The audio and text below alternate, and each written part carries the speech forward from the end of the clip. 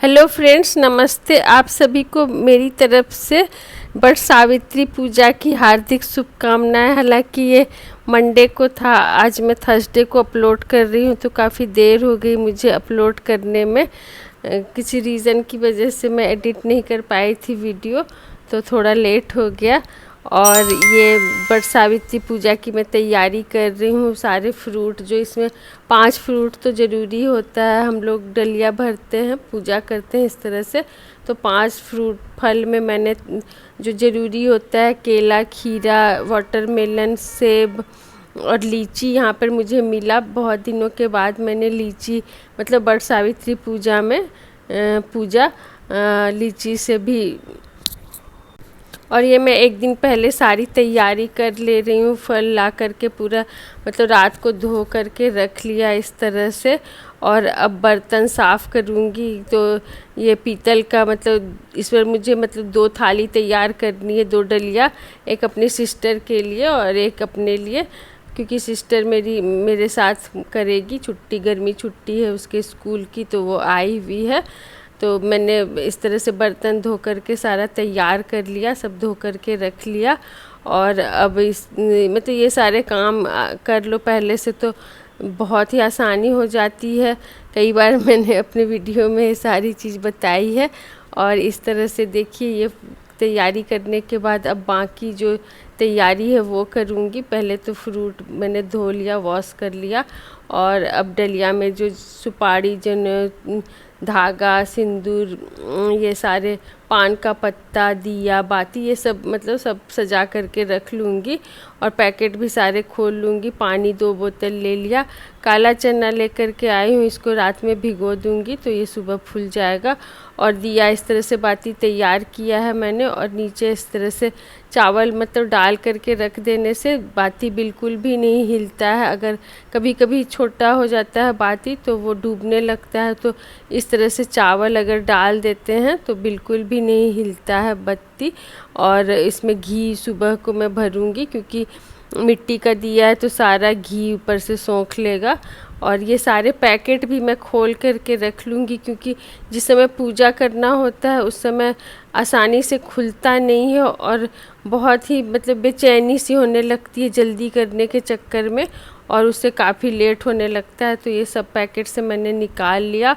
और हल्दी को अब पानी से घोल करके मतलब कि कलर करना है धागे को, डलिया को, और पंखा होता है इसमें उसको, तो इसलिए हल्दी मैंने घोल लिया है। और धागे को पहले कलर कर लिया। इस तरह से हल्दी लगा लिया। धागा में कच्चा धागा होता है जो बरगद के पेड़ में बांधते हैं, इसी धागे को। और हल्दी और गीला करके रख लिया। अब सुबह में मैं इसे पंखा में लगाऊंगी और डलिया में हल्दी लगा करके फिर डलिया का तैयारी करूंगी। और ये दूसरा धागा मैंने मंगवाया अपनी सिस्टर के लिए, इसका भी मैंने खोल दिया मुंह, ताकि बांधने में उस समय परेशानी नहीं हो। और इसमें भी हल्दी लगा करके रख लिया। इस तरह से बहुत सारी तैयारी मैंने कर ली। अब पूजा की तैयारी करने के बाद मतलब पूजा का सामान का पूरा तैयारी करने के बाद अब अपने कपड़े की तैयारी कर रही हूँ, जो कपड़े मुझे पहनना है। तो साड़ी, पेटीकोट, ब्लाउज, ये सब एक जगह रख लिया। और ज्वेलरी भी निकाल लिया जो पहनूंगी, पायल, बिछिया, यू पिन है मतलब बाल में लगाने के लिए, गले में पहनने के लिए, hair band, nail paint, safety pin, सब कुछ इस तरह से बाहर में रख लिया। आलता, ताकि उस समय मुझे हड़बड़ी में कुछ इधर उधर छूट जाता है वो सब ना छूटे। और बैंगल्स भी इस तरह से लगा लिया। और अब ये पान का पत्ता है। सुबह नहा धो करके मैं रेडी हो गई, मतलब नहा लिया। और अब पूजा का जो भी काम है अभी करूँगी। तो इस तरह से मैं थाली निकाल रही हूँ, डलिया निकाल रही हूँ। 2 मेरे पास पीतल का डलिया नहीं है, एक डलिया है पीतल का, और एक थाली में लगाऊंगी अपनी सिस्टर के लिए, मतलब पीतल के ही थाली में। ऐसे तो बांस का डलिया में भरते थे पहले, लेकिन अब मैंने बहुत टाइम से मदर इन लॉ ने बताया कि पीतल का एक रखा करो, सभी जगह अवेलेबल नहीं होता है, तो उसमें बांस का पत्ता डाल देने से भी हो जाता है। और लीची बाद में आया था, तो लीची अभी धो लिया मैंने।